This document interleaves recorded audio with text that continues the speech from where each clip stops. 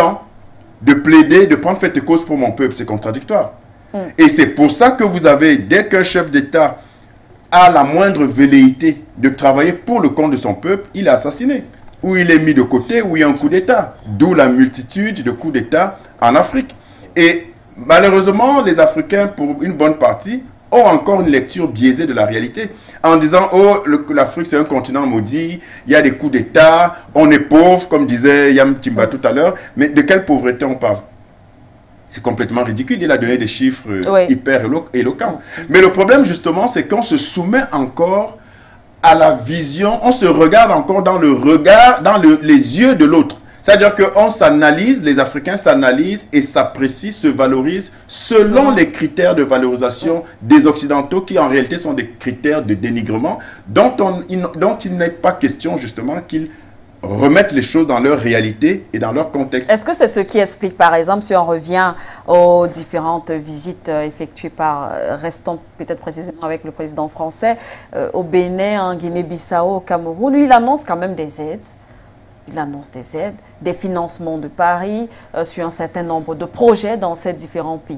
Est-ce que vous connaissez un pays sur Terre, même sur Mars, si tant est qu'il y ait de la vie là-bas et qu'on puisse l'analyser, est-ce que vous connaissez un seul pays qui puisse se développer? Je n'allais même pas dire qu'il se soit développé, ça n'existe pas. Mais même qu'il puisse, même à l'avenir, se développer par l'aide, ça n'existe pas. Ça n'existe pas. Mais pourquoi accepter ces aides? Est-ce que ça rentre dans le cadre de la coopération? Alors, c'est pour ça que j'ai tenu à commencer par la notion de dirigeant, de leader, qui est contraire à celle de juste un chef d'État ou d'une voie autorisée. Mais parce que justement, ceux-là vont courir pour prendre ces aides. Mais ces aides, ce n'est pas pour le compte de leur peuple. Ce n'est pas pour développer leur peuple. Mais on vous dit que l'essentiel de nos réserves de change sont maintenues pour les pays de la zone CFA dans les comptes du Trésor public français, dans les comptes d'opération donc. Et vous avez, au lieu d'utiliser le fruit de notre dur labeur, le commerce extérieur, l'essentiel de ces fruits-là sont retenus dans les comptes d'opération d'un pays impérialiste et prédateur qu'est la France. Mais ce pays dit vous aider en vous apportant un peu d'argent à travers l'Agence française de développement et d'autres. Mais vous ne voyez pas qu'il y a une incongruité? La seule aide qui puisse être, si tant est qu'on attende quelque chose d'eux, c'est que notre liberté économique et monétaire soit rétablie. Et ça passe donc par la fin des comptes d'opération. Parce que quand la France vous dit qu'elle va vous aider, alors prenons un exemple, vous avez parlé de la tournée de ces différents, notamment de Sergueï Lavrov, le président Macron, du président Macron, l'un pour le compte de la Russie et l'autre pour la France. Alors regardez bien, en dehors des espaces géographiques couverts par les deux et les choix des pays, regardez bien ce qui s'est passé avec M. Macron. M. Macron est dans une logique de, je dis dans sa tête, dans une logique de précaré français. Il vient au Cameroun, il va au Bénin. Vous allez me dire, la Guinée-Bissau, c'est un pays lusophone. Mais la Guinée-Bissau, quand vous connaissez un peu l'historique, vous comprenez bien, en dehors de l'époque d'Amilcar Cabral, vous comprenez bien que c'est aussi une sorte de soumis, après tous les dirigeants qui ont suivi à l'impérialisme occidental et même français dans une certaine mesure. Mais vous regardez les déplacements de M. Lavrov, vous avez l'Égypte, vous avez l'Éthiopie, je pense l'Ouganda et le Congo. Tout à fait. Donc, en termes même de vision, vous comprenez bien que la France est dans une histoire de « il faut que je préserve ce que je pense être à moi ». La Russie n'a jamais été un pays, un colonisateur. N'en déplaise aux propos injurieux et déplacés, et même j'allais dire d'amnésie sélective de M. Macron. Mais la Russie n'a jamais colonisé aucun pays. La Russie n'a jamais été un pays impérialiste. En tout cas, nous, on regarde les choses sous le prisme de notre réalité africaine. Pourquoi vous voulez qu'on aille s'occuper de... Ah, ils ont quand même... Nous, le rapport de la Russie, entre la Russie et l'Afrique, là, c'est quoi? Il est vierge en termes de contentieux historique. Alors, en plus de cela, regardez bien comment ça s'est passé. Monsieur Macron est venu, et c'est vous qui le dites, et c'est bien de le rappeler, il est venu, comme à l'habitude des présidents français, faire des promesses. zéro réalisation, rien de concret. On va, la démocratie, les droits de l'homme, et puis on va former quelques ingénieurs. Ça, c'est la France. Du pipeau, du pipeau, du pipeau. Mais une coopération, du pipeau, mais du pipeau qui semble marcher quand même parce que les États africains continuent. Non, marcher c'est une chose qui semble, heureusement que vous utilisez bien ce mot, qui semble perdurer, pas marcher. Parce que marcher, c'est qu'il y a des résultats. Mais regardez en fait ce que M. Lavrov est allé faire, ne prenant que l'Égypte. Oui. C'est du concret. La création de la première centrale nucléaire africaine. Est-ce que ce n'est pas du concret? Quand on parle de centrale nucléaire, ça fait appel à quoi? Ça fait appel à l'industrialisation. Et l'industrialisation, c'est quoi? C'est l'autonomie, c'est la génération de revenus, ainsi de suite. Tout à fait. De cette envergure, je voulais dire, en termes d'envergure, merci. Je voulais dire en termes d'envergure, parce que c'est, voilà. Donc, quand vous prenez ça, et que vous considérez donc les deux démarches, de chacun d'eux, vous comprenez bien que l'Afrique, il n'y a même pas à se poser des questions. Je veux dire en termes de choix d'un partenaire, puisque c'est ça la thématique. Bien sûr, oui. Russie, Afrique ou France, Afrique, ou ainsi de suite.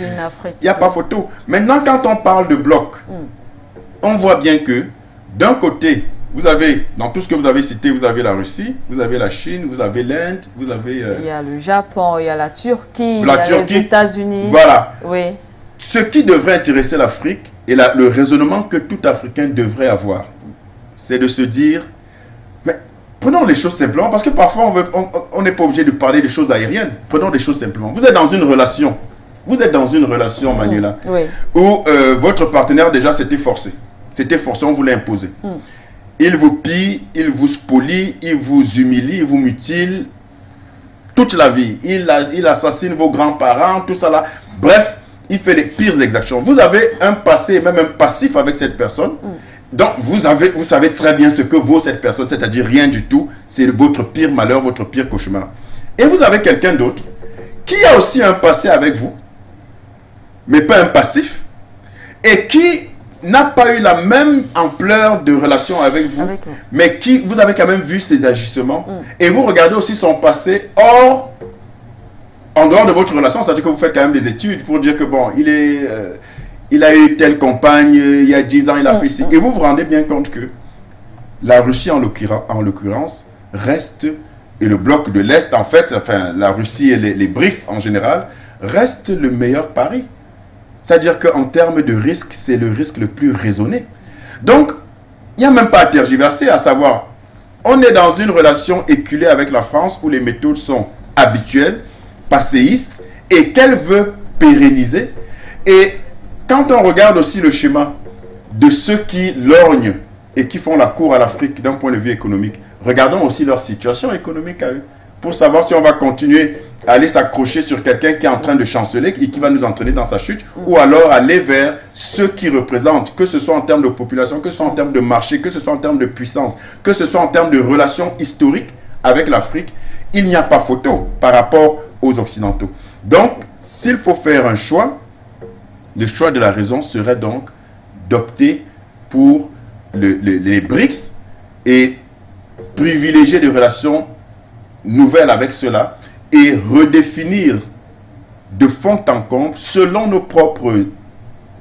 notre propre vision et nos propres intérêts, les relations avec des pays comme la France et ceux de l'Europe et de l'Occident.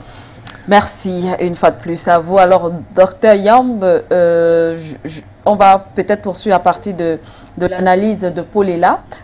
Justement, il y a des analystes qui estiment que, contrairement en tout cas à ce qu'il vient de dire, que c'est plutôt l'autre bloc, c'est-à-dire la France, les États-Unis, qui serait plus intéressant pour l'Afrique, parce que lorsqu'on regarde, sur le plan économique bien sûr, lorsqu'on regarde la Chine, on regarde la Russie et bien d'autres, la coopération, oui, elle est certes existante, mais on parle plus de coopération entre hautes militaires et tout. Ils estiment en tout cas qu'avec la France et bien sûr les autres États alliés, il y a comme quand même une certaine des réalisations économiques. On voit quand même un échange entre les différents États. La France est présente sur le plan économique. Même si on parle d'aide, on n'est pas toujours d'accord. Il y a quand même cela, il y a la construction plus ou moins des infrastructures, contrairement aux pays comme, entre autres, la Russie. Je vais vous répondre par deux points d'entrée. Oui. Le premier point d'entrée, je n'arrive pas à comprendre qui sont ces experts et s'ils vivent avec nous. Peut-être qu'ils vivent dans un petit village français et donc ils ont l'impression qu'il y a les vignobles partout dans le monde. Mais ce n'est pas le cas. Il n'y a pas de vignobles partout dans le monde. Vous savez, tout à l'heure, nous on parle de choses concrètes. Hein. On n'est pas dans une imagination débridée. Dans l'actualité économique, je crois que vous avez insisté sur les problèmes de la pénurie de carburant. De carburant, oui, exactement. Parlons-en de façon concrète. Oui. En 2010, nous avons quelqu'un qui fait un projet de 1000 milliards de francs CFA pour pouvoir refaire la Sonara. Projet Sonara 2010, complexe pétrochimique, on améliore le raffinage, on peut utiliser le pétrole du Cameroun. Oui. On peut produire 100 MW d'électricité, on a un complexe pétrochimique, on peut produire du bitume, de l'engrais, etc. et plein d'autres dérivés. Là, notre pays va claquer entre 300 et 500 milliards de francs CFA pour la rentrée scolaire, mais la plupart des gens oublient que l'essentiel des fournitures scolaires, c'est fait en plastique. Et ça vient c'est des sous-produits du raffinage de pétrole. Un tel complexe pétrochimique nous aurait permis aujourd'hui, 12 ans plus tard, d'économiser une grande partie de l'argent que nous allons mettre dans que nous allons envoyer dans des pays étrangers pour avoir des fournitures scolaires. Vous avez la pénurie de carburant. Vous avez des difficultés. Le coût de construction d'un kilomètre de route a explosé. C'est quelque chose qui coûte extrêmement cher. Parce qu'on est obligé d'importer du bitume. Alors que nous produisons du pétrole. Nous exportons du pétrole. Nous avons d'ailleurs un pétrole très recherché, extrêmement riche. Nous n'avons pas de carburant et ça semble surprendre les gens. Mais ça ne surprend pas les gens parce qu'on n'a pas investi. Mais pourquoi est-ce qu'on n'a pas investi? On n'a pas investi du fait des mécanismes du franc CFA. C'est pour ça qu'on n'a pas investi et qu'on n'a pas fait refait la Sonara. Du coup, aujourd'hui, on n'aurait pas de problème de carburant puisque nous serions pas aller acheter du pétrole en Ukraine. Apparemment, l'Ukraine produit tout. Je crois que l'Ukraine, ils ont toutes les ressources minières, ils ont toutes les usines de la planète. On ne serait pas dans cette situation puisqu'on aurait notre raffinerie qui fonctionnerait. Vous voyez? Oui. Pourquoi on n'a pas investi? Alors que en décembre 2021, on avait quand même 4518 milliards de francs CFA, putativement, semble-t-il, dans le compte des opérations. On n'aurait pas pu utiliser 1000 milliards pour faire ça? Nous avons... nous n'allons pas... Les choix que nous devons opérer doivent être des choix que nous faisons froidement, lucidement. Nous ne sommes plus nous ne sommes pas dans la propagande comme certains qui vont vous dire « Ouais, mais l'Afrique est pauvre. » Non, on ne fait pas de la propagande, nous. Nous, on fait des choix rationnels parce que les agents économiques sont rationnels et nous sommes rationnels. Et la rationalité veut que si nous avons 4500 milliards de francs CFA quelque part et que nous avons un projet stratégique, un projet qui est, au Cameroun, on appelle ça structurant. Oui, le projet structurant. Voilà. Mais là, on a un vrai projet structurant. Parce que ce projet-là, vous êtes obligé en amont de rationaliser l'approvisionnement en pétrole. Oh, il n'est pas loin, il est à Bakassi, il a 2 pas. Il a 2 pas. Le nombre d'emplois que cela aurait pu générer aurait pu stabiliser cette région. Peut-être qu'on aurait même que le conflit n'aurait même jamais commencé. Peut-être qu'il n'aurait jamais commencé au vu du nombre d'infrastructures qu'on aurait dû construire. Au moins un pipeline, des puits de pétrole, des pipelines pour ramener le pétrole vers l'usine, les emplois. Il y en aurait eu des dizaines de milliers. La cause, c'est la France-Afrique. Mais la cause, c'est les mécanismes du franc CFA. Parce que du fait du contrôle que la France exerce sur cette monnaie, qui est, eh bien, elle décide de ce que vous achetez, de quand vous l'achetez, à qui vous l'achetez, de votre développement, à quelle vitesse vous développez, quel est le contenu de votre développement et quelles sont les orientations de votre développement, quelle est la vitesse de votre développement. En fait, c'est la France qui décide si vous devez respirer. C'est ça que ça veut dire. Donc, on n'a pas investi. Et ça, c'est le fait qui est constatable, même par les aveugles. On n'a pas investi. Et aujourd'hui, nous avons des fils dans les stations-service qui nous disent on n'a pas de carburant. Mais vous avez de l'argent en France. C'est quand même une situation incroyable. Vous avez de l'argent en France. Vous avez une raffinerie qu'il faut refaire. Et vous avez des stations-service qui devraient distribuer vos produits pétroliers. Vous avez des consommateurs qui sont de plus en plus nombreux. Ceux qui étaient là en 2010 sont nettement moins nombreux que ceux que nous avons en 2022. Quel est votre problème? Pourquoi les consommateurs n'ont pas le produit? Et on vous dit que l'argent que vous avez dans les comptes d'opération reste là-bas pour votre bien, que ça garantit la convertibilité limitée. Et on applaudit, on dit c'est très bien, on le laisse là-bas, on souffle. Et on dit c'est super parce qu'on a un taux d'inflation maîtrisé. Et on présente ça comme quelque chose d'extraordinaire. Moi, je ne comprends pas du tout le taux d'inflation de 4% dont on parle. Lorsque vous avez le litre... C'est même criminel. Lorsque vous avez le litre d'huile de cuisine qui coûtait à la fin de l'année derrière 1100 1150 francs. 1150, oui. Et que vous l'avez aujourd'hui à 1800 francs. 1800. Je ne sais pas si ça fait 3%. Bon, je ne sais pas, peut-être que certains parmi nous ne sont pas très forts en maths, mais je crois quand même que tout de suite on se rend compte que c'est pas 3%. Ils vont te dire que c'est un panier de produits et que ça nivelle et que c'est la moyenne. Non, ils racontent des histoires parce que justement les produits de première nécessité, je n'en connais pas un seul qui n'a pas bondi au minimum. Je crois que celui qui a bondi le moins c'est le pain. Encore que si vous cherchez bien. Très bien. Parce que même le grammage aussi, hein, voilà, on peut regarder à ce niveau-là aussi. Si vous cherchez bien, c'est beaucoup plus important que ce que nous présente. Donc, en fait, ça c'est la première grille, le premier point d'entrée. Le deuxième point d'entrée, et vous comprenez sur la base de ce premier point d'entrée, que ce que les gens nous présentent comme étant l'option la meilleure, mais c'est l'option criminelle, suicidaire. Parce que le franc CFA, c'est un outil terroriste. Terroriser un peuple, c'est susciter l'effroi, la peur, etc. C'est ça qu'on appelle terrorisme, par un acte destructif. Et le franc CFA, c'est une arme de destruction massive. C'est une arme terroriste. Parce que, à cause du franc CFA, on n'a pas de carburant. Sauf que ne pas avoir du carburant signifie quoi? Que l'ambulance ne peut pas venir vous chercher chez vous si vous êtes malade. Oui. Que vous ne pouvez pas prendre de taxi si vous êtes malade, donc vous allez mourir. Ça veut dire que tout ce qui se vend va coûter beaucoup plus cher. Or, le taux d'inflation de la BEAC est dépassé depuis une éternité, qui devait être de 3%. Mais tout le monde sait que largement au-delà. Je ne sais pas du tout quelle est la chose qui n'a pas augmenté. Peut-être le timbre fiscal depuis l'année dernière. Et donc, on peut dire qu'on a un nivelle par rapport à ça. Mais le volume de timbre fiscal par rapport simplement à l'eau, l'eau minérale qu'on peut boire, je crois que c'est beaucoup plus cher et c'est beaucoup plus important la quantité d'eau qu'on boit que le nombre de la quantité de thèmes fiscaux qu'on va. Donc je ne sais pas de quel nivellement on va. Soyons patients, attendons la prochaine loi des finances. Ben oui, je l'espère bien. Le deuxième point d'entrée, c'est quand même historique. C'est du point de vue de l'histoire.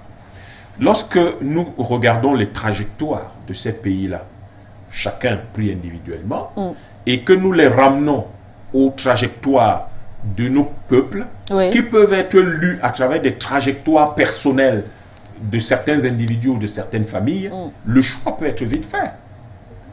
Mais lorsque vous prenez, j'aime à rappeler l'histoire de ma famille, ça peut paraître quelque chose que je tire vraiment, mais c'est à titre illustratif, et si j'ai une belle illustration, je ne vais pas la lâcher sous le prétexte que je parle de moi. Mon arrière-grand-père Timbangom, il arrête Hans Dominique à l'endroit qu'on appelle aujourd'hui Macondo, qui s'appelait à l'époque Mbandjok. Et c'est l'un des plus gros détournements de projet par rapport à ce qui s'est fait en Mbandjok aujourd'hui. Mais bon, ça on peut en parler une autre fois. Il arrête Hans Dominique, tout le monde connaît le lieutenant devenu capitaine commandant Hans Dominique au Cameroun. Et il reste là.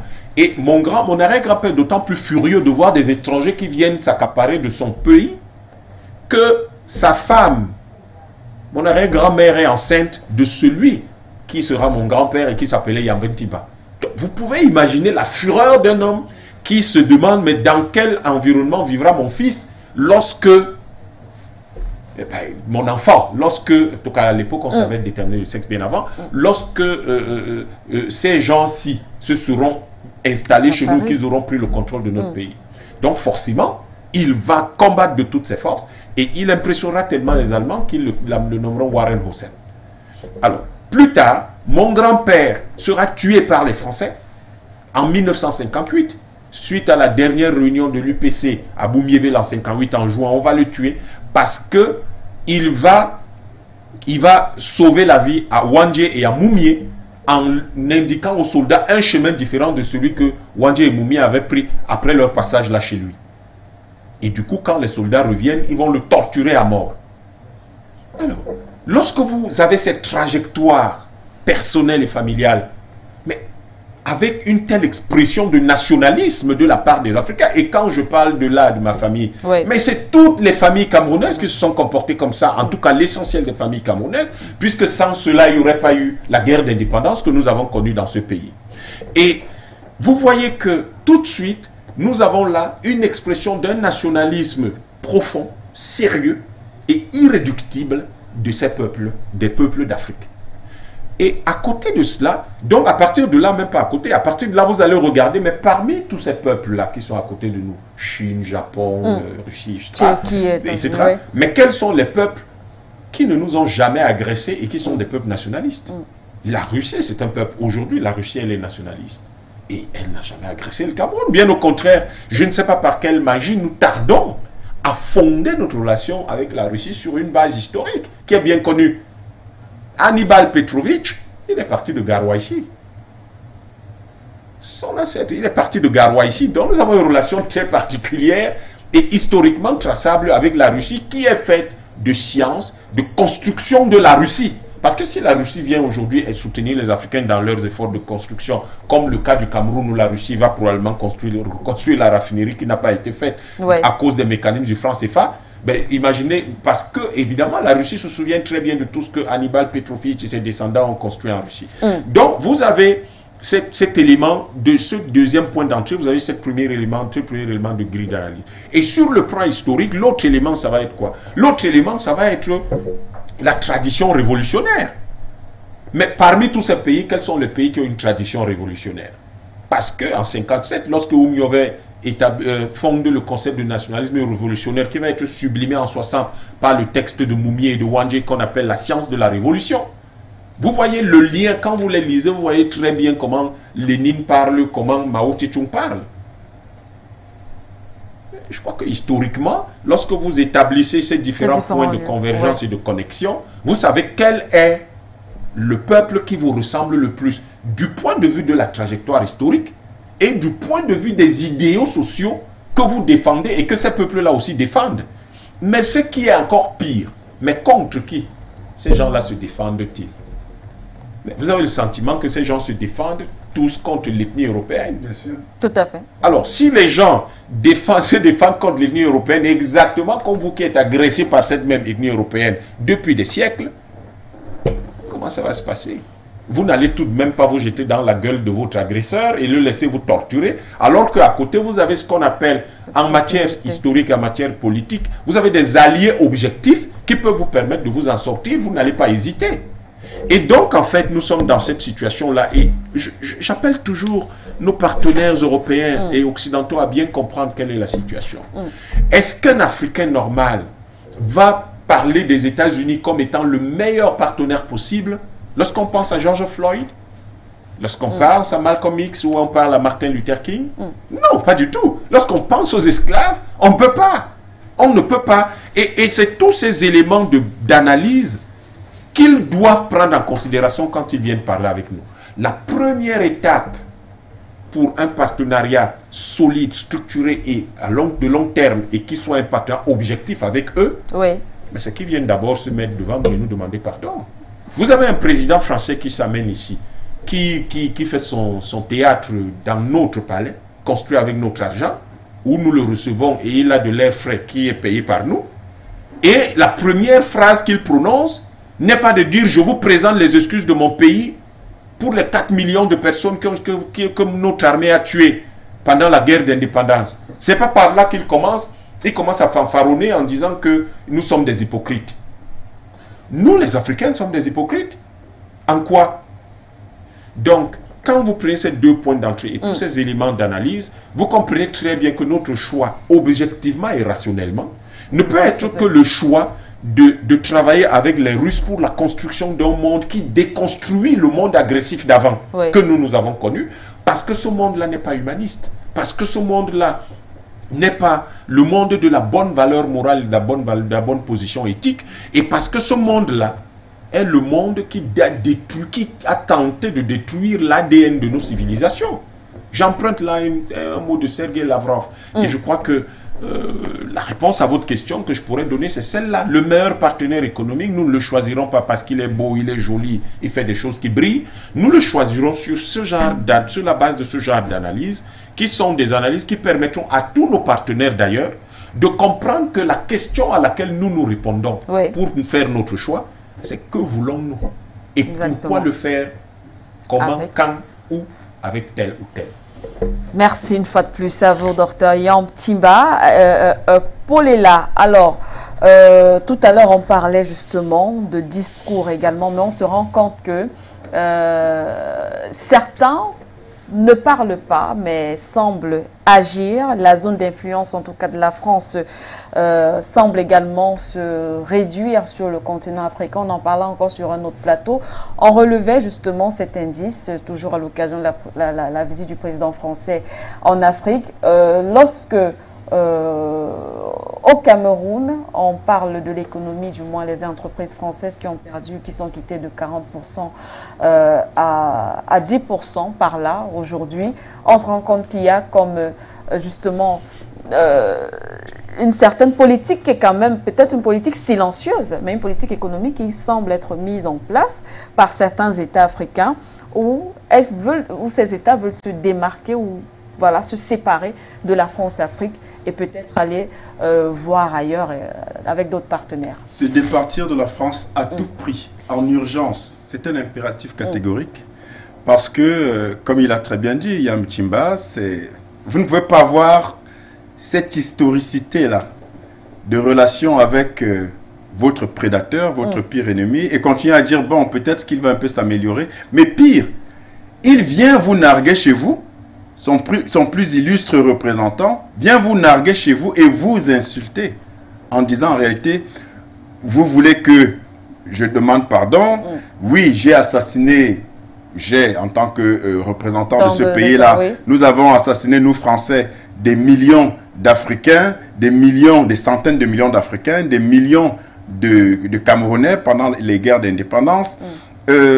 Oui, nous vous faisons subir les pires affres et déstabilisons vos familles, vos foyers, vos sociétés du fait d'une monnaie nazie qu'on a nous-mêmes hérité de l'Allemagne à l'époque de l'occupation.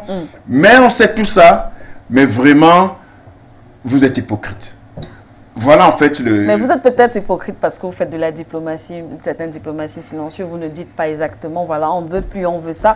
Lorsqu'on prend ces États, on regarde quand même le Mali qui assume quand même ses positions. Ne surestimez pas l'intelligence de M. Macron. Vous êtes beaucoup plus intelligente que lui. Oui, c'est parce que vous essayez d'analyser dans sa tête ce qu'il a dit, mais c'est parce que vous êtes plus intelligente que lui que vous pensez qu'il a... Non, M. Macron, quand on est victime d'une condescendance puérile vis-à-vis des peuples devant lesquels vous ne devez pas pouvoir, des peuples que vous ne devez pas pouvoir regarder dans les yeux, alors il n'y a pas une seule once, pas seulement de décence, mais d'intelligence situationnelle. Il en manque cruellement. Et donc là, essayer de l'expliquer, c'est essayer de lui prêter un peu de votre intelligence, qui est de très loin supérieure à la sienne. Parce que quand on est intelligent, parce que l'intelligence participe également du contexte, de l'analyse, de l'anticipation. Je vais dans des pays africains, je vais dans un pays africain, je connais le passif historique, le lourd passif historique, et je m'adapte, puisque on définit aussi l'intelligence comme une faculté d'adaptation. Mais si vous restez sur vos grands chevaux, malgré le fait que vous avez cette réalité contextuelle, et que vous ne pouvez pas faire preuve d'intelligence situationnelle, parce qu'au moins vous êtes dans un milieu où vous n'avez même pas voix au chapitre, vous ne devez même pas pouvoir parler. Mais non seulement, vous parlez, 2, ce n'est pas pour vous demander pardon et reconnaître vos crimes, 3, c'est pour nous insulter. Alors, il n'y a rien à attendre. Ça seulement, ça suffit. Quand j'entends encore des gens qui disent que ça peut être les meilleurs partenaires, je me demande, je me dis, il y a un problème. Il y a un problème avec des gens comme ça. Je dis, cet élément-là suffit. On fait même beaucoup en développant, en citant des faits historiques. Mais je dis, vous voyez un président comme ça, vous connaissez un peu le passif avec ce pays, qui vient vous parler comme ça, mais vous le bottez en touche. Il n'est même plus question d'essayer d'attendre ou d'entendre la suite. Alors, vous avez un pays comme la France, l'Europe et l'Occident en général, qui sont aux abois. Je rappelle ce que la journaliste française a dit elle-même. La France qui était à 40% de part de marché en termes d'investissement en Afrique et qui est tombée à 10%. En réalité, elle dit 10%, mais c'est 9,6%, c'est encore moins. Mais je vous rappelle aussi que les investissements directs étrangers, on en parlera tout à l'heure, au Cameroun, pour ne parler que du Cameroun, venant de l'Union européenne, ont régressé, mon cher Yam Timba, de 35,4%. C'est-à-dire qu'on a une baisse drastique de 35,4% qui représente plus de 341 milliards de francs CFA. Ça, c'est les chiffres, les statistiques de 2020. Et les bénéfices? Les bénéfices? Oui. Non, mais quand on vous parle déjà de régression, en réalité, ne cherchez même plus les bénéfices. C'est-à-dire que, pour faire simple pour nos téléspectateurs, on avait une part de marché, prenons un gâteau, prenons même un gâteau, on a un gâteau, moi j'ai 40% de ce gâteau-là. D'accord? Quand j'ai 40% de ce gâteau, c'est en termes de part de marché. Tout à fait. Ça veut dire que les revenus de ces investissements-là, de ces 40%, sont conséquents aux 40%. Mais si maintenant je n'ai plus que 9%, 9,6%, évidemment en termes de bénéfices, c'est automatique. Oui. Donc vous êtes dans une situation extrêmement grave. Pardon.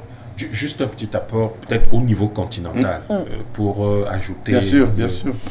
Je pense qu'il y a parfois des discours que tiennent il y a des prises de parole de la France à chaque niveau, que ce soit du niveau à partir du niveau présidentiel jusqu'à tous les autres niveaux de l'échelle de la société, qui en fait surprennent. On ne comprend pas très bien quelle est la dynamique intellectuelle et sociale qui conduit à ça, si on ne garde pas en idée que nous sommes face à un pays prédateur et capitaliste et que tous ceux qui savent lire et écrire dans ce pays ont pour attitude de croire et de fonctionner avec l'idée que l'Afrique est leur champ, où ils viennent simplement labourer, c'est-à-dire qu'il y a des esclaves africains qui travaillent et ils labourent simplement. La France, lorsque cette journaliste parle et après le président Macron, il raconte une longue histoire que lui seul a comprise,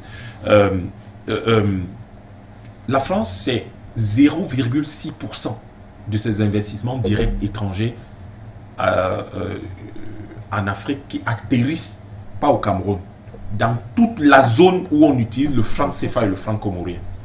0,6%. 99,4% vont dans les autres pays africains. Et vous venez vous plaindre de ce que vos parts de marché soient parties de 40%, 47%, à 9,6%, mais vous n'investissez pas. Comment voulez-vous? Mais vous voyez en fait l'attitude d'un pays qui n'est pas seulement belliqueux, mais qui est dans une attitude, si vous voulez, de destruction. Vous n'investissez pas, mais vous voulez garder des parts de marché. Ça veut dire que les Camerounais vont investir, l'État du Cameroun va investir, la Chine va investir, la Russie va investir, les autres pays vont investir, les Camerounais vont investir. Et vous allez jurer. Et vous, on va vous donner ces parts de marché-là. On va vous les conserver et vous gardez vos 40%. Mais vous n'investissez pas. Et le comble, c'est quand même de constater les mêmes histoires où ils ne se rendent même pas compte que les Africains n'ont rien à leur dire. Quand vous parlez du fait que les Africains ne réagissent pas, mais vous voulez qu'on dise quoi? Vous dites quoi à quelqu'un qui n'investit pas, Paulina? Comment on fait ça? C'est quand quelqu'un investit que vous asseyez autour de la table, vous discutez. Mais quelqu'un ne vient jamais investir, vous faites comment? Le fond du problème même, c'est de réévaluer et de repenser les investissements choisis par ce pays-là et par les autres pays occidentaux dans nos pays pour savoir exactement quels sont les secteurs sensibles et critiques qui sont touchés et essayer de tout faire pour nationaliser tout ce qui participe à l'accumulation primitive. Absolument. Paulina. Voilà, donc non, merci pour cet ajout, pour cette précision. Alors, donc, il n'y a pas de réflexion à faire, ma chère Dombesike. Il n'y a pas de réflexion à faire. On a un Occident qui est, comme on l'a dit, à suffisance et elle a envie sur ce plateau, aux abois, et qui est dans une situation où, justement, ils font les yeux doux à l'Afrique. Vous avez entendu les 6 000 milliards, c'est 600 milliards de dollars, je crois, que les États-Unis disent devoir investir en Afrique, avec, je pense, un sommet il y a un sommet en fin d'année qui est annoncé, voilà. Sommet Alors, États-Unis-Afrique. Qu'est-ce que vous voulez? Et puis, on annonce M. Blinken au Cameroun, en Afrique. En Afrique, RDC, Éthiopie. Voilà, à la suite justement du passage de M. Macron et de M. Lavrov. Mais vous comprenez bien que c'est le bal des déstabilisés pour l'Occident. C'est-à-dire que M. Macron n'a pas réussi sa mission, alors il faut revenir. Il faut venir corriger. Voilà, en Afrique, aussi bien là où Sergueï Lavrov est passé que là où M. Macron est passé ou n'a pas pu passer. Donc, c'est vraiment de la panique. La panique est dans leur camp. Comme j'aime à le dire, la peur a changé de camp. Et ce n'est pas à ce moment-là qu'on doit être fébrile. Du tout. C'est Kendoumbe. Ce n'est pas à ce moment qu'on doit être fébrile. Commencer à se dire que vraiment, si on les abandonne... Je vous rappelle que, je l'ai dit à une autre émission, je pense que c'était hier, et c'est la vérité, il faut le vérifier. C'est la vérité. Je pense que c'est Yam Timba qui m'avait inspiré ça sur un autre plateau il y a quelques semaines. Mais la puissance américaine qui nous fait tant trembler là, c'est à Hollywood, hein, c'est dans les films. Rambo là, Schwarzenegger, Terminator et tous les gens là, c'est dans les films. Force, tout ça.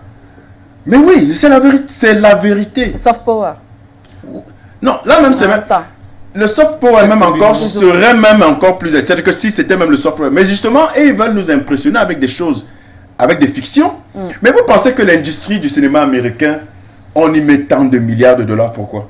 Mais c'est pour vendre des chimères, pour justement se doter d'une image qui n'est pas la réalité. Et ça a très bien marché, ça continue de marcher parce que les gens vont dire quoi? Les Américains, ils sont très très très forts. Mais dans la réalité, regardez toutes les guerres où se sont engagés les Américains. Je ne parle pas des agressions. On sait qu'ils ont exterminé les Indiens d'Amérique. On sait comment ils ont agressé l'Irak. Je ne parle pas d'agression et du terrorisme américain. Je vous parle de guerre, c'est-à-dire qu'on va en guerre. Je m'impatiente. Je m'impatiente qu'on me donne la liste des guerres gagnées par les États-Unis. La France, n'en parlons pas. Ils ont gagné la Deuxième Guerre mondiale. Encore, et c'est faux. Et là encore, c'est faux. Et merci de dire ça parce que c'est l'idée qu'on véhicule. Mais l'URSS de l'époque a perdu plus de la moitié de toutes, comment dire, plus de la moitié des victimes de guerre, aussi bien militaires que civiles, de la Seconde Guerre mondiale. Yam Kimba me précise 25 millions. 27 millions. Ce sont les Russes. Et ce sont les Russes qui gagnent cette guerre. Et ils l'ont fait quasiment seuls, ça a été dit ici. Bien sûr. Ils ont gagné cette guerre face à l'Allemagne quasiment seuls. Et du côté de la France, c'est les Africains qui libèrent Paris. 67 000 hommes. Là où la France est même n'a mobilisé que 53 000 hommes. Voilà. Donc en réalité, vous voyez qu'on vit, et en réalité ce mensonge séculaire-là, cette propagande mensongère-là, c'est à tous les niveaux. Culturel, spirituel, économique, politique. C'est des chimères qu'on nous vend. C'est des chimères. Et le problème, c'est que ces chimères-là sont introduites dès le bas âge dans nos livres scolaires. Où on nous raconte comment les Churchill et les Leclerc et tout le reste et les De Gaulle étaient des héros. Alors qu'en réalité, ils n'ont fait que bénéficier des sacrifices des martyrs africains. Donc, non, quand on se rend compte qu'on a affaire à des menteurs patentés, ben, on n'a pas à tergiverser. Est-ce que le fait que la Russie, en tout cas, le rapprochement économique de la Russie vis-à-vis de l'Afrique n'est pas aussi, dans un sens, motivé par le fait qu'elle soit, parce qu'on dit, hein, il y a quand même des conséquences au niveau des sanctions économiques qu'elle subit de la part de l'Union européenne. Est-ce que c'est pas aussi parce qu'elle est un peu affaiblie par ces différentes sanctions que la Russie, elle également de son côté, essaye de se rapprocher encore un peu plus de l'Afrique? Alors, certainement pas, parce que, prenons des faits, hein, certainement pas, parce que dans cette guerre, dans cette situation de conflit ukrainien, on nous a annoncé, vous savez très bien, qu'on nous a annoncé que c'était la fin de la Russie et qu'ils allaient être asphyxiés. Oui. Mais je ne comprends pas le niveau de bêtise des Occidentaux, des dirigeants occidentaux, des dirigeants de ceux qui tiennent le système capitaliste occidental. Mais en fait, c'est vrai. Mais vous savez très bien que quand vous êtes dans une forêt et que vous retombez sur le même arbre, c'est que vous êtes perdu, non? Bien sûr. Dites-moi une seule sanction économique venant des Occidentaux contre un pays qu'ils ont jugé être ennemi qui a porté du fruit. Ça n'existe pas. Vous voulez qu'on parle de Cuba? Vous voulez qu'on parle de la Corée du Nord? Vous voulez qu'on parle du petit Burundi là, qui connaît un essor économique depuis qu'ils sont sous embargo? Oui. Mais ils reprennent les mêmes méthodes éculées et inefficaces. Est-ce que ça c'est de l'intelligence? Mais l'intelligence, c'est la faculté d'adaptation. Ça veut dire que tu as constaté que ceci ne marche pas. Mais quand tu t'entêtes sur les mêmes méthodes éculées qui ne marchent pas, mais c'est de la bêtise. Il n'y a pas d'autre explication. Alors, que la Russie cherche des partenaires, mais c'est légitime. Que la Russie cherche des partenaires, c'est légitime. J'ai vu M. Macron très énervé au Cameroun, qui a prononcé le mot Russie au moins une quarantaine de fois. Ou une trentaine, 14 fois, alors qu'il a prononcé le mot Cameroun 6 fois. Ça, c'était pendant la conférence de presse. En dehors, je crois que c'est au moins une cinquantaine de fois. Mais vous voyez, mais ça dénote, ça montre clairement où est la panique. Mais est-ce que la Russie n'a pas le droit, bon sang, de chercher des partenaires? Qui plus est, avec des alliés qui ne datent pas d'aujourd'hui. Et le président Paul Biya lui rappelait que, bon, tu es peut-être jeune, mais je pensais que ton dynamisme là était aussi intellectuel. Je veux dire ton agitation. Parce qu'en fait, ouais, la Russie, mais on n'a fait que renouveler un partenariat qui existait. Et ces partenariats renouvelés en Afrique, je veux dire qui existaient déjà en Afrique, ne sont pas comme militaires. Je vous rappelle que le Mali de Modibo Keïta, quand Modibo Keïta, je pense en 1960, 61 ou 62, disait à la France de partir parce qu'une présence de militaires au Mali étrangère, ce n'est pas de la souveraineté. Et lui de rappeler à la France l'épisode de 44-45, quand les Américains voulaient garder, après le débarquement de Normandie du 6 juin 44, voulaient garder leur base militaire. Le barrage d'Akosombo que Kwame Nkrumah construit au Ghana et qui lance l'activité économique au Ghana, c'est les Russes. Alors? Le barrage d'Assouan, c'est les Russes. Mais pourquoi est-ce que ce sont les Russes qui le construisent? Mais parce que l'Angleterre refuse de construire ce barrage au Ghana. Et que les Américains et les Anglais refusent de construire le grand barrage d'Assouan. Mais voilà. Mais est-ce qu'il y a... donc, avec tous ces faits, toutes ces références factuelles, historiques, on voit bien où est le concret. C'est du côté de la Russie. Ils sont concrets, ils sont conséquents, ils disent ce qu'ils vont faire. Regardez les opérations militaires de l'Occident dans le monde. Prenons le cas des États-Unis, prenons le cas de la France. Regardez comment ça s'est passé en Libye. Regardez comment ça s'est passé en Côte d'Ivoire en 2010. Regardez en Afghanistan. Ce sont des agressions. Regardez l'attitude de M. Poutine avant la sécurisation via les opérations militaires qui ont cours actuellement en Ukraine et aux frontières de l'Ukraine. Il prend 1h30 pour vous expliquer ce qu'il va faire. Et il vous dit pourquoi il va le faire. Et il vous dit qu'il a patienté depuis au moins 2014. Depuis au moins. Et il a supporté les provocations, ainsi de suite. Donc, voilà le bonhomme qu'on appelle agresseur, qu'on appelle impérialiste, qu'on appelle dernière puissance coloniale en Europe et dans le monde. Mais attendez, à un moment donné, il faut se poser les vraies questions et regarder là où il y a comment dire, de la consistance en termes, que ce soit en termes intellectuels, que ce soit dans les actes, que ce soit dans la sincérité même.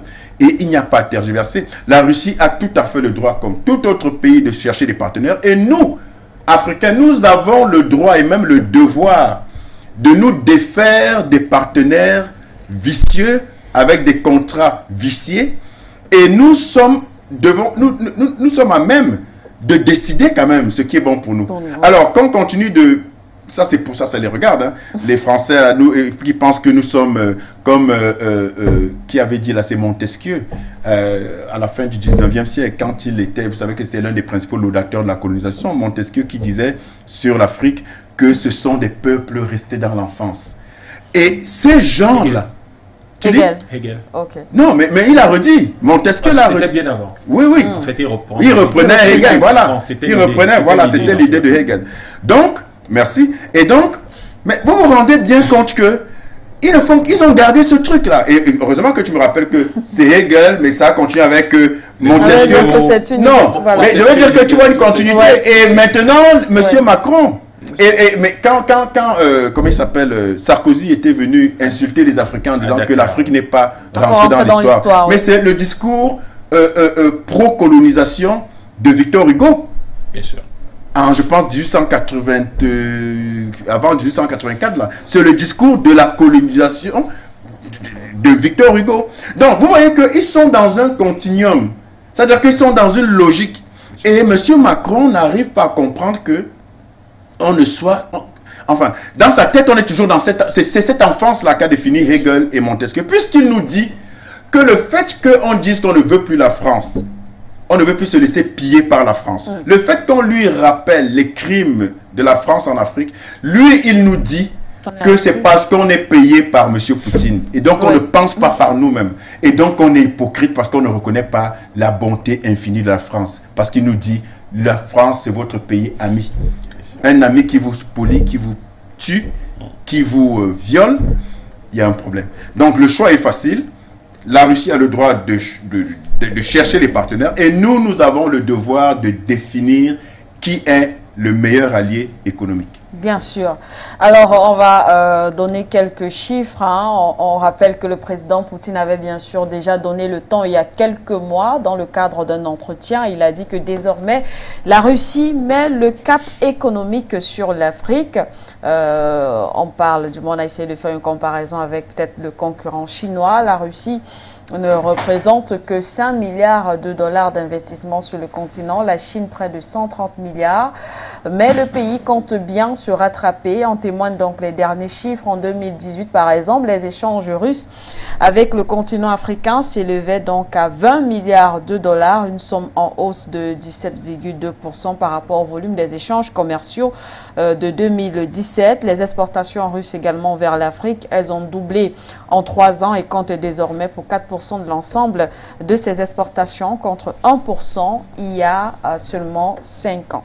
Alors, ce qui me fait quand même, je rejoins la question d'un téléspectateur. Peut-être avant de poser la question de ce téléspectateur, on va encore faire une petite brèche. Oui, on va prendre Monsieur Peter qui est fidèle téléspectateur en tout cas de cette émission économique qui nous apporte aussi beaucoup dans le cadre de cette émission. Monsieur Peter, merci de nous retrouver. Bonsoir. Bonsoir Madame Doumbé. Merci beaucoup au call center. Je salue tous les docteurs de plateau. Docteur Hila, Docteur Yao. Je prévois aussi un autre nom. Je vais donner mon petite contribution pour les thématiques. D'abord, ce qu'on doit retenir, je ne veux pas rentrer dans le domaine politique parce que ce n'est pas l'objectif de l'émission, mais je veux décrypter les propos de M. Macron qui était venu revendre la France au Cameroun, précisément, et puis au Bénin et même le Guinée-Bissau, mais qui s'est comporté comme un véritable amateur. Et c'est vraiment dommage. C'est vraiment, vraiment dommage parce que apparemment, il y avait des conseillers qui étaient prêts pour l'épauler, mais il les a écartés, soi-disant qu'il maîtrise l'Afrique et il a la capacité de pouvoir mettre la pression, le thème qu'il aime beaucoup utiliser, pour qu'il puisse, avec ça, séduire les Camerounais. Mais là, il est passé complètement à côté de la plaque. Il a peut-être confondu le Cameroun à la Côte d'Ivoire. I'm so sorry. Je n'agresse pas les Ivoiriens, mais je m'en prends plutôt à celui qui dirige le pays actuellement, qui a offert en cadeau la Côte d'Ivoire à la France. Et M. Biya a pensé, M. Macron a pensé que ça allait être pareil avec le Cameroun, mais il s'est heurté à des gens très intelligents, et même plus que lui, au point où, au lieu de dire ce qu'il devait dire, il est passé complètement dans le dérapage. Maintenant, quand on voit le thématique, parmi ces pays, on parle de Nippon Afrique, on parle des États-Unis Afrique, on parle de Turquie Afrique, on parle de China Africa, on parle de Russia Africa, mais pour l'intelligence africaine, je pense qu'en regardant ce qui est en train de se passer actuellement dans le conflit en Europe, ça doit amener les consciences des élites africaines à faire le bon choix, c'est-à-dire le meilleur partenaire économique qui ne vient pas comme un rapace, ni comme un maître chanteur, mais qui vient vraiment nous ouvrir les yeux et nous permettre de connaître un vrai développement. Ce qu'on n'a pas vu avec ni États-Unis, ni Grande-Bretagne, ni la France, ni Espagne, ni Portugaise. Pourquoi? Parce que eux, ils ont toujours cet esprit impérialiste dans le sang qui date depuis la conférence de Berlin. Alors, ils ne peuvent pas changer. Je dis chaque fois, the dog never change the weight of seat. Et c'est comme ça que le chien fait. Il va tourner, il va s'asseoir dans la même position. Et nous avons découvert en fait qu'on n'est pas aujourd'hui dans les périodes d'indépendance, on n'est pas non plus dans la période de France-Afrique. Nous sommes au 21st century. Il y a des changements de mentalité, il y a le changement également de paradigme au niveau des élites africaines, même si certains présidents sont encore là, mais avec le sursaut panafricaniste et nationaliste, ces présidents ont dû se plier à la volonté du peuple. Si je prends le cas de la Russie, quand vous voyez un peu ce que Russia a fait avec ses pays satellites, je parle de Kazakhstan, Turbékistan ou Béskistan, tous ces pays aujourd'hui connaissent la prospérité grâce aux actions de la Russie. Donc ça veut dire qu'ils ont une méthode d'approche que je trouve pour moi très potable, qui ne consiste pas à faire comme les autres le font, mais réellement chercher un développement et avoir un marché potentiel dans ces pays. Si demain, l'Ouganda qui a demandé le central nucléaire civil, l'Égypte qui a demandé aussi le central nucléaire civil, ça veut dire qu'il y a un transfert de technologie et ça va vraiment créer de nouveaux élites en chimie minérale, chimie organique, en physique, etc., etc. Et ça, c'est de ça que nous avons besoin. La Russie a même dit qu'elle est capable, comme elle a fait avec l'Iran aujourd'hui, qui montre des Su-35 en Iran, elle est capable de développer l'industrie de l'armement en Afrique. Ce qui fait peur, bien entendu, à la France, parce que ce n'était pas dans l'agenda. Donc, pour moi, les élites doivent ouvrir les yeux. La prochaine génération qui va prendre les rênes des pouvoirs africains doit également comprendre que 60 ans de pillage is over. Aujourd'hui, nous sommes dans une ère où on nous donne l'occasion de repartir sur de nouvelles bases. Et je crois, selon moi, la méthode russe, elle est la meilleure. Les Turcs, ils sont un peu à tâtons parce qu'ils ont une méthode un peu très ottomane de prospérer, de prospecter exactement. La Chine, on voit un peu ce qu'elle a fait dans certains pays. C'est vrai qu'il y a eu le développement, mais je n'ai pas apprécié l'approche où les pays sont soumis à une sorte de laisse pour de longues années. Ça, c'est pas bon. Je préfère quelqu'un qui vient te dire, voilà ce que je veux faire avec toi, qu'est-ce que tu m'apportes comme garantie pour qu'on puisse travailler? Et il s'engage. Et c'est ce que M. Lavrov est allé faire dans sa tournée africaine. Le Congo-Brazzaville a bien compris le message. Je crois que la répression a été immédiate. Paris a commencé à sanctionner encore les enfants de Sassou Nguesso. M. Ali Bongo est en train de sortir également de cela. On a menacé également les membres de sa famille de sanctions en saisissant les biens. En fait, c'est la réaction de la France. Elle est impuissante. Elle n'a pas d'autre solution si ce n'est que par la répression. Donc, je crois, je peux terminer, que la meilleure chose, c'est de pouvoir aller droit au but devant la Russie pour dire nous voulons une vraie coopération, nous voulons réindustrialiser notre pays pour être à la page des pays émergents. Merci beaucoup, Foyo Média. Bye. C'est nous qui vous remercions, Monsieur Peter. Merci d'être passé par ici et pour cette contribution. Merci beaucoup. On va refermer le standard Tokam. On revient sur le plateau. Eh bien, on va justement, on fait le tour. Hein. On a encore quand même quelques minutes et justement cette question d'un téléspectateur, d'ailleurs un autre a posé aussi la même question, donc d'Orteil Mtimba, on demande à quand donc un sommet. Enfin, on a l'impression qu'on valorise plus justement les sommets entre l'Afrique, tout un continent face à un pays, que ce soit la Russie, mais la France, la Chine, mais il n'y a pas de sommet, il n'y a pas de valorisation, de rapport économique entre les pays africains eux-mêmes.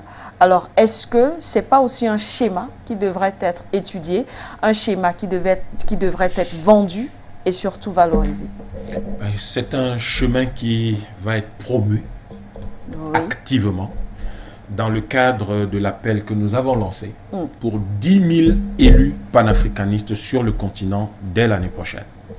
Évidemment, ces élus, des conseillers municipaux, des parlementaires, des chefs d'État, leur rôle sera d'organiser, de structurer tout cela.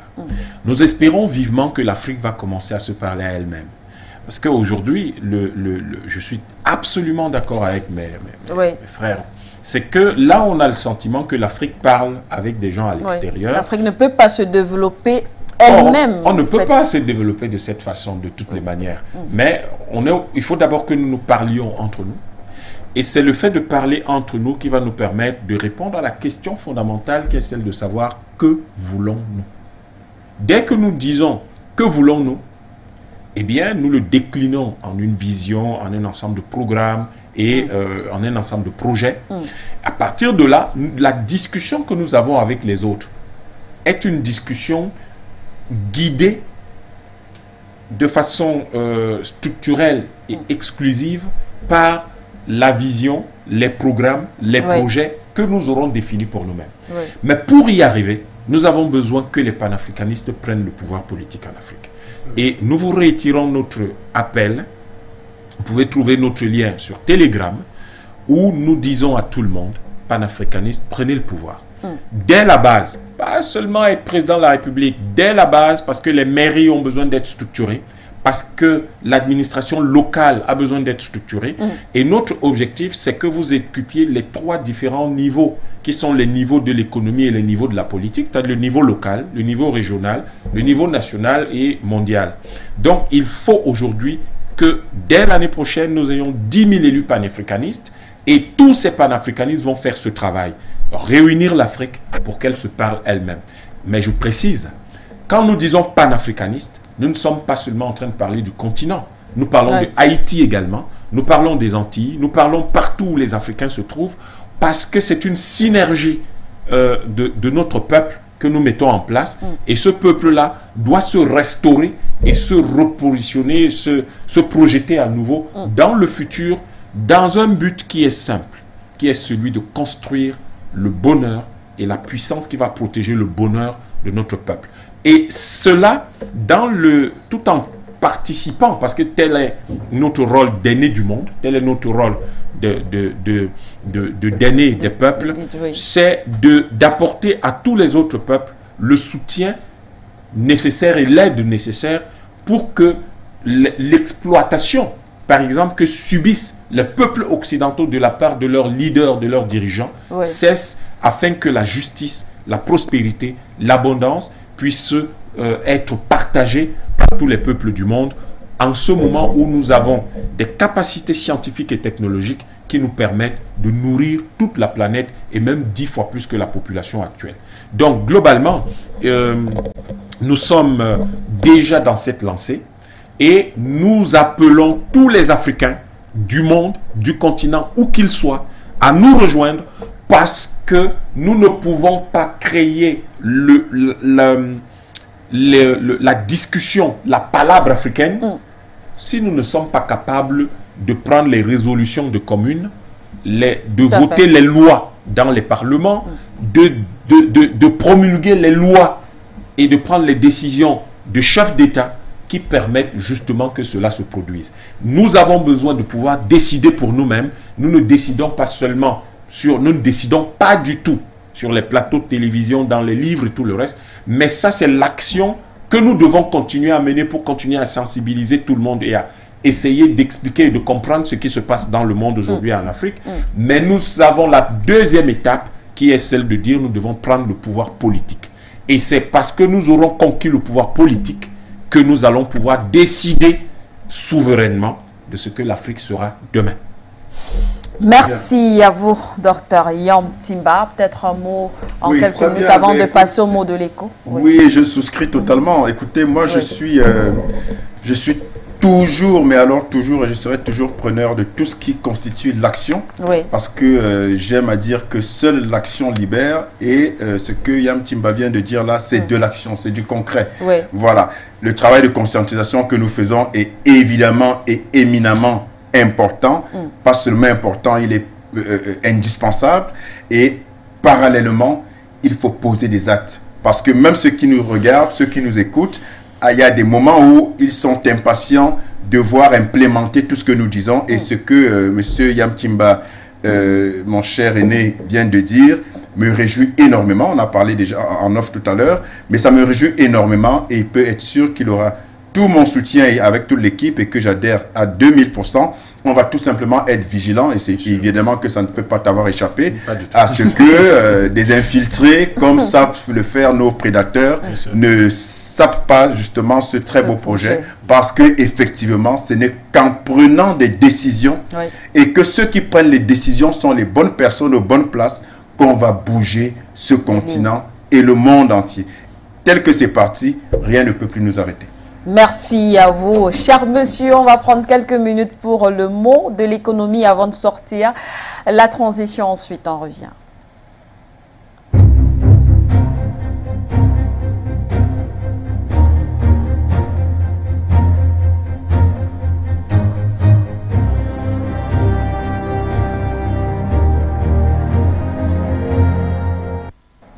Alors, le mot de l'économie pour ce soir, investissement direct étranger. Tout à l'heure, on en a parlé, c'est revenu un peu dans le débat. Qu'est-ce que ça veut dire? De quoi est-ce qu'il est? À quoi renvoie l'investissement direct étranger? Alors, les investissements directs étrangers, on entend souvent parler des IDE. IDE, oui. Constituent des apports en capital d'une entité dans un environnement économique donné. Et souvent étrangers, toujours étrangers, puisqu'on parle des investissements directs étrangers, vers une entité géographique ou économique locale, dans le but, en fait, de contribuer ou de booster les investissements de ce pays-là qui reçoit les investissements venant du pays étranger.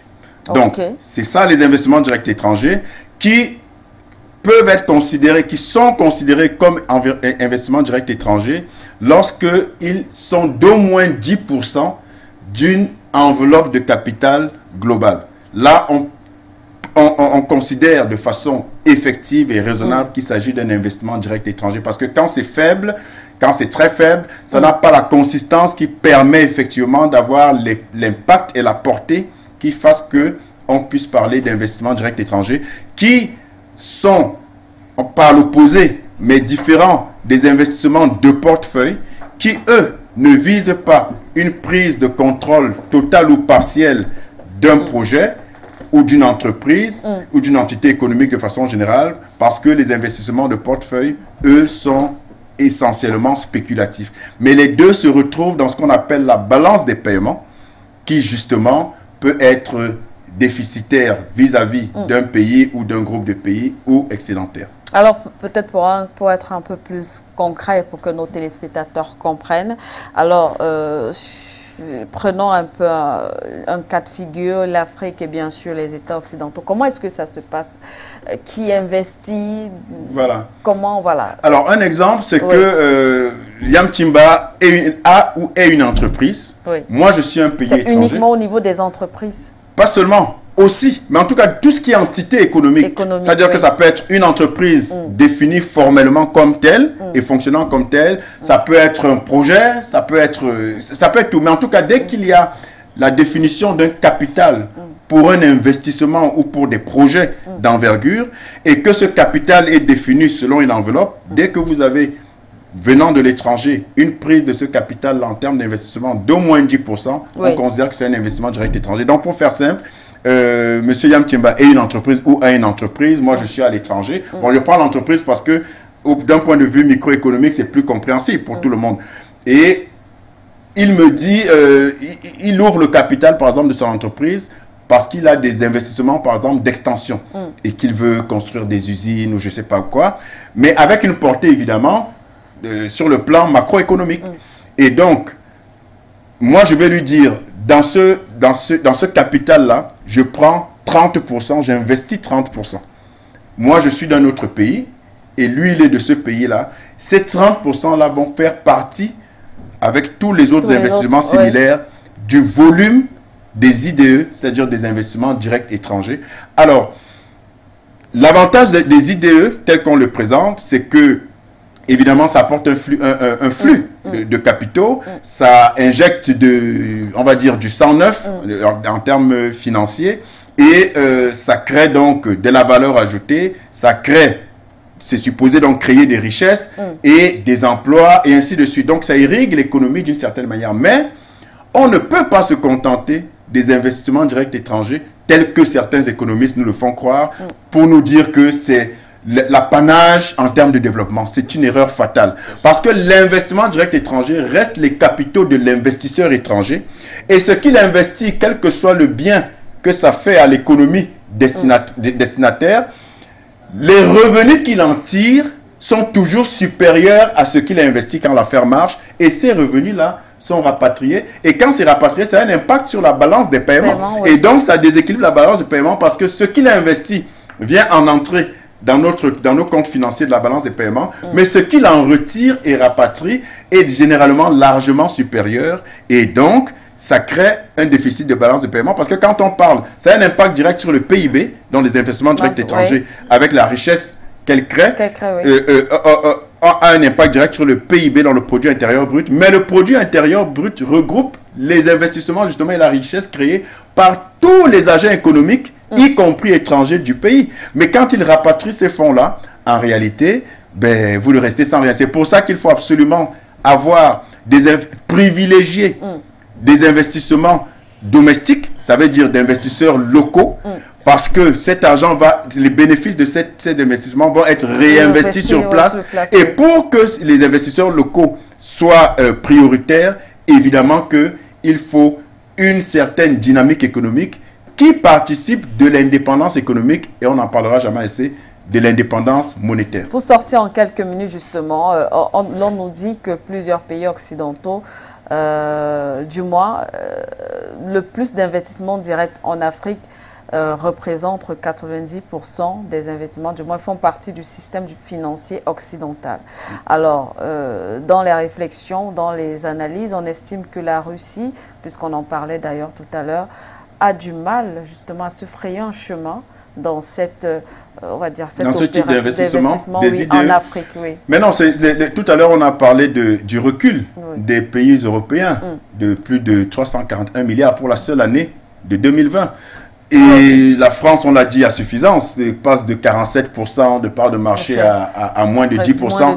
En réalité, ne soyons pas pressés parce que la Russie n'est qu'en train d'amorcer seulement sa stratégie. Évidemment que si on prend les statistiques rendues à ce stade, évidemment qu'avec la prédation occidentale et l'asphyxie de toutes parts de ces pays occidentaux-là, évidemment que les parts de la Russie en termes d'investissement direct étranger sont moindres. Mais tel que c'est en train de se dessiner, Yam Thiemba annonçait tout à l'heure, je ne sais pas si c'est lui ou sur un autre plateau, qu'ils sont en train d'investir même à la Sonara, là. Et voilà. Et donc, il le disait tout à l'heure. Et donc, vous voyez bien que ce n'est que, regardez ce que Sergueï Lavrov a réussi à faire signer en Égypte avec la centrale nucléaire. Donc, ce n'est qu'un début. Mais on insiste encore pour ceux qui nous écoutent, il ne s'agit pas de quitter un prédateur pour un autre. Non. La Russie n'a pas cet ADN-là parce que l'Occident ne s'est bâti que, je n'ai pas dit en partie, ne s'est bâti bâti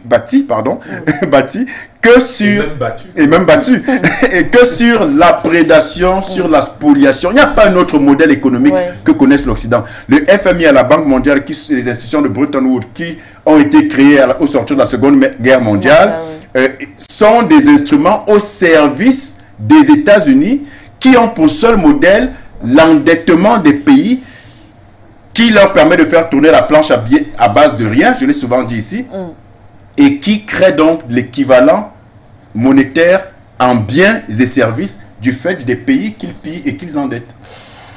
Voilà, merci à vous pour le mot de l'économie. Merci également à vous, Dr Yamtimba, d'avoir été avec nous. Une fois de plus, dans le cadre de ce numéro du grand débat économique sur For You Media. Merci de nous avoir suivis également, chers téléspectateurs. Restez en compagnie de nos programmes. À très bientôt.